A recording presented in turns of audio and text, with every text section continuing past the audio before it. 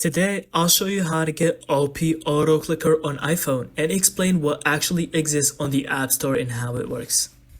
First, open the App Store on your iPhone, search for OP Auto Clicker. This will appear.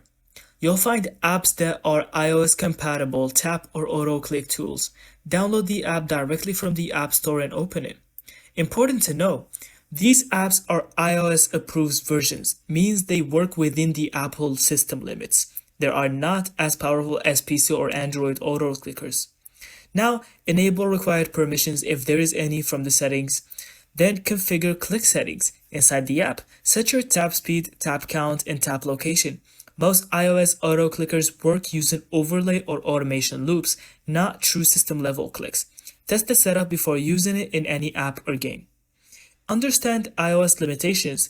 Due to Apple's security rules, there is no background auto clicking, limiting speed compared to PC. Some apps and games block automation. This is normal behavior on iOS. And that's how to get and use OP Auto Clicker on iPhone. Thank you so much for watching. I hope you found this video helpful. And don't forget to leave us your thoughts in the comments.